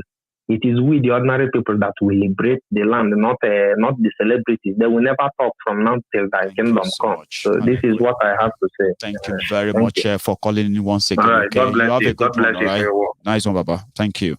All right. I have one more caller on the line. Hello, sir. Hello. Hello, sir. Hello. Oh, hello, Maiyegun. Hello. Can you hear me? Yeah, I can hear you, yeah. Great. You are live. Please, your name for the sake of our listener. Yes, Olaoluwa ló sọ̀rọ̀. Great, sir. Yeah, we'll sọ̀rọ̀ láti England lẹ́nu yẹn. Yes. Sọ̀rọ̀ láti Ìbàdàn lálẹ́ yìí. Yeah. Ẹ kúṣẹ́. Thank you, sir. Thank you. Yeah, well done. Thank you, sir. Yeah. So you are live, by the way. Yeah, everyone can hear you. Okay. Yes. Kini kan ló ń bà mí lẹ́rù, and what I'm trying to say is that I'm really scared. I'm really scared of what is coming. I don't think many people see what is coming, most especially the Yoruba people, the Yoruba elites. Okay? The danger is coming. Now, I want everyone, hello? Yeah, I'm with you, sir. Yeah, I want everyone to start thinking what happened in Rwanda. The two tribes, the Hutus and the Tutsi, you see how the Hutus massacred millions of Tutsis. The Tutsi. Yes. The Hausa Fulani, this is not about Fulani alone. The Hausa Fulani are planned, they've already planned everything now, and they are ready to overrun us. Please, the solution to this matter is this. If many people never realize that we might not even need many guns to fight this war. We just need to unite and come out with a pronouncement, our decisions. It's getting too late. These people will massacre us. And these white people and these Europeans and the Americans, they will start laughing at us when the blood start flowing. So I want the Yoruba elites now. I'm using this opportunity to advise the Igbos as well. Especially these Ohanese, they are dangerous people. Okay? The way Ohanese is going about this 2023, whatever. I had this guy from Katsina, that governor there, that idiot, that were there. Masari Masaku, yeah. Basari, he were like worry. He talked yesterday. He said people should start protecting themselves. He said people are scaring when the terrorists come. They start running like a child. People should stand up with them. And this bastard, that way, is. I mean, if you look at how many people that are watching him, both the military, SSS, and police, okay? He's not telling the faceless people who are struggling to buy pure water, ordinary pure water. Okay, he's telling them to defend themselves.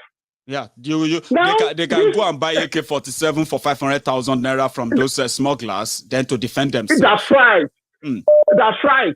And this bastard Ohanese now talking, they come to talk whatever, and so on, and they are massacring their own people. And he's talking because of 2023. Okay. Now, my advice to Southerner now is this: we are now a conquered. We are now a conquered territory. We are conquered, and these people are behaving exactly that we are conquered people. We need to take our decision now. It's getting too late. These people will massacre us. Thank you so much, sir. They will massacre us, and the West will continue laughing at us, and will be at the receiving end. This is my own contribution. God bless you. Thank you very much. Thank you so much, sir. Once again, for always again. Thank okay, you have a good evening. Yeah, thank you so much. Yeah, thank you. Thank you. Now, thank you to every one of you who tune in tonight to join me on the Maiyegun's Diary Politico. Here is what I'm going to use as my closing remark. It's a tip that I've had in my head. I've used this before, and I'm going to share it with you again. All right? And that tip is security tip. I would want things different, want things changed, and want things better in a way that I won't be so scared of the safety of those we love back home, including those who are going to be traveling through those dangerous roads, who are going to be, living in those communities that are now endangered communities that people are waiting to hear the news. Did any community got attacked yesterday? You see, I have this tip. I don't have money. I don't have the power. I don't have the, whatever it takes to move an army to keep the people safe. But information is something I have that you can share with people too. Do us a favor. If you have people in any community, or if you are close to any community group, working from any of these remote communities in southern Nigeria, including in the Middle Belt region, get something called a panic button that allows people that can easily report attack to the people from the next village, and from the next village to the next village, from the other village to the next village. A tip that will quickly trigger a possibility of a regroup to rescue people that are going to come on, or people that come under attacks. Listen, I'm not saying that those who are working day and night, protecting our people, vigilantes, volunteers, and the rest of them in different parts of the southern Nigeria, I am not saying you don't have you don't have your technique, you don't have your way of getting things done. I am saying it is so easy and simple if we can ensure that no community is left out in every part of Yoruba land, every part of Biafra land, and every part of the land in the southern Nigeria. I mean, so simple, just a simple tip. They can have this on their phones. They can have a means of getting somebody who will be put on a speed bike to travel to the next village whenever there is an Amber Alert or a terrorist attack. Yes, they may come in.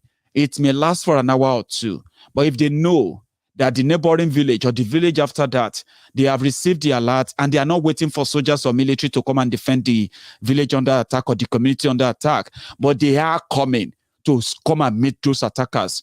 You see, from what I found, even though you see these criminals who are brandishing different kind of ammunitions, different kind of guns, displaying all this and, intimidating and threatening people with those videos, right? These guys are cowards. Right? They are a bunch of cowards that don't really fight people with guns. They don't fight you if you have guns. They come in the middle of the night, right? And they attack people in their sleeps. They burn down properties, burn down houses, barns, food, destroy everything in the middle of the night. And then they will disappear into the forest in that same middle of the night until the following morning when the people will begin to pick up the bodies of their loved ones and all of that. They are a bunch of cowards. So if you have this security idea, it is very simple, like I said, but there are many, many of you who have a way of influencing different groups in different communities. Tell them to have this one person in that community. Nobody needs to know the person or the idea of anybody in that community, that once you see that we are under attack or you spot or sense a stranger movement of strangers in our community and all of that, you should go to this also place and call this number to alert the next village. And when they hear that from the next village, the vigilantes, everyone who has their own ammunition and what have you, they can group. And once these terrorists realize that you are coming, trust me, you will be saving lives. You may not have a clue. The tip, the greatness of that tip I just gave to you now. When people are able to tell the rest of the world that they are under attack, yes, they will be attacked. Yes, the attackers will feel like they are powerful. But once they know that help is on the way, trust me, you will be saving more lives than the ones they are reporting lost every now and then. Who are we going to run to? The soldiers that are also being killed? Who? People are being kidnapped and ransom are being paid. The government will tell you we are on top of the situation. Trust me, if you are from Nigeria, you understand what that word means. It simply means OYO, on your own. My security tip comes so free, so simple. But please, I do tell people this same time all the time. Alert other neighbors. Alert your next community. You will likely be staging a comeback. And possibly you won't just be the victim. You won't just be the casualty of the attacks.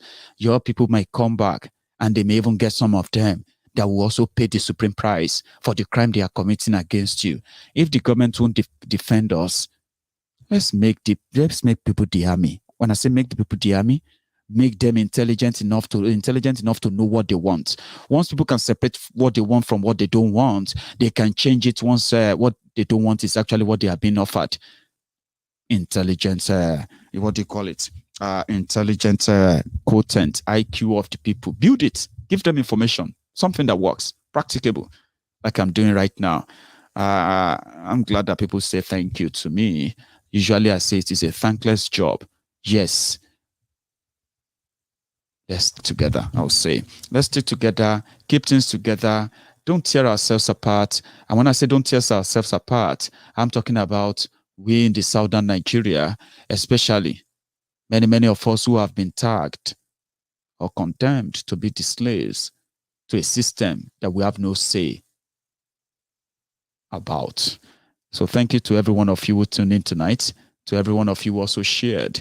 My friends who always want to give me the super chats, the super sticker and all that. The callers, every one of you who took time to call in and contribute. The commenters, all of you will always be there to share your view, to express yourselves about every conversation we always have on Maiyegun's Diary Politico. To my friends, those who stay back, not just to watch Maiyegun, they stay back and they subscribe just because they would love to hear from me again. And finally, to all of you who never shy away from giving that your thumb up on YouTube. Thank you to every one of you tonight. I'm going to see you again when I see you. Stay safe. And remember, you need to break up Nigeria to save lives. Good night.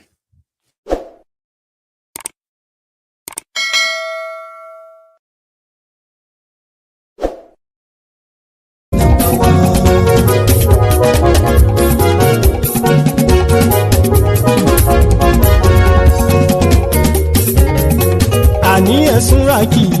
Maiyegun ti dé. Maiyegun ti dé. Ọ̀jẹ̀lú ẹ̀ súnrakì. Maiyegun ti dé. Àní ẹ̀ súnrakì.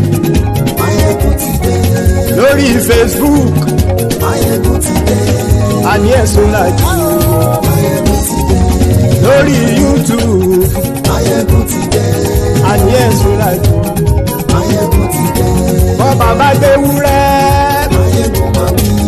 Àní ẹ̀ súnrakì. Maiyegun ti dé.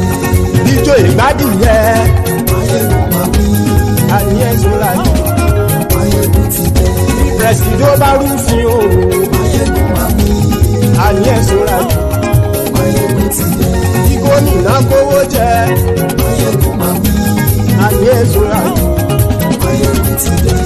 Ọlọ́pàá tí ń darí bá. Maiyegun máa wí. Àní ẹ̀ súnrakì. Maiyegun ti dé.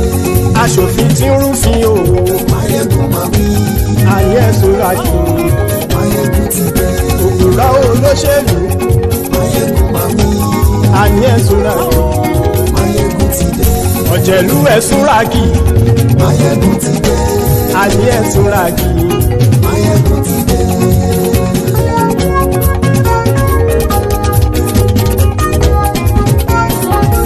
Maiyegun ti dé. Gbogbo ọ̀jẹ̀lú ẹ̀ súnrakì. Maiyegun ti dé.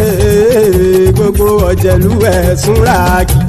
Ṣùgbọ́n ní bá ti ṣe èyí tó yẹ kí wọ́n ṣe, ọmọ bá dèrò ní fi wọ́n níran o. Maiyegun ti dé. Gbogbo ọ̀jẹ̀lú ẹ̀ súnrakì. Maiyegun ti dé. Gbogbo ọ̀jẹ̀lú ẹ̀ súnrakì. Ṣùgbọ́n ní bá ti ṣe èyí tó yẹ kí wọ́n ṣe, ọmọ bá dẹ̀rọ̀ ò ní fi wọ́n níran. Wọ́n fowó bẹ́ẹ̀ o, Maiyegun ó sọ pé wọ́n ò bẹ́ẹ̀. Wọ́n fowó bẹ́ẹ̀, Maiyegun ó sọ pé wọ́n ò bẹ́ẹ̀. Oníkan ṣáàtì ṣe èyí tó yẹ kí wọ́n ṣe, fáwọn ará ìlú tó gbé wọn débẹ̀ o. Maiyegun ti dé. Gbogbo ọ̀jẹ̀lú ẹ̀ súnrakì. Maiyegun ti dé. Gbogbo ọ̀jẹ̀lú ẹ̀ súnrakì. Ṣùgbọ́n ní má ti ṣe yìí tó yẹ kí wọ́n ṣe, ọmọ bá dẹ̀rọ̀ ò ní fi wọ́n níran. Kì máa yí ṣe eré, ọ̀rọ̀ yìí kì í ṣe ẹ̀fẹ̀. Kì máa yí ṣe eré, ọ̀rọ̀ yìí kì í ṣe ẹ̀fẹ̀. Ẹni bá ti lè lẹ́bọ̀ lẹ́rù o, ọmọ bá dèrò kàṣàyè tú wọn síta. Maiyegun ti dé. Gbogbo ọ̀jẹ̀lú ẹ̀ súnrakì. Maiyegun ti dé. Gbogbo ọ̀jẹ̀lú ẹ̀ súnrakì. Ṣùgbọ́n ní bá ti ṣe yìí tó yẹ kí wọ́n ṣe, ọmọ bá dẹ̀rọ̀ ò ní fi wọ́n níran. Tẹnitẹni ọmọ Maiyegun ọ̀rẹ́ ara ìlú mọ̀mọ́ ni ó fọlọ́hún sọ ẹ̀ bá kìlẹ́bù. Lóòótọ́ olódodo ìlú ọ̀tá ìlú mọ̀mọ́ ni ìwọ ṣá máa ń ṣọ́ra kò sì mọ́ bẹ̀rù. Bọ́tà ń lé ibó níṣègùn lé káwọn mọ̀mọ́ fi ṣera wọn ni ó ti dẹrùn tí wọn ò gbọ́dọ̀ sì mọ́ bẹ̀. Èèpo ọ̀bọ lọmọ bá dérò tàjẹ́ ò gbọ́dọ̀ jẹ́, ó ti jọba lórí abínú ẹni kò sì mọ́ fòyà. Àìsíwọ́lu ní ẹnìkẹ́ ìgbódì ẹyin lábàrá o, ó kó ẹni tó bá dán o àkàmù. Maiyegun ti dé. Gbogbo ọ̀jẹ̀lú ẹ̀ súnrakì. Maiyegun ti dé. Gbogbo ọ̀jẹ̀lú ẹ̀ súnrakì.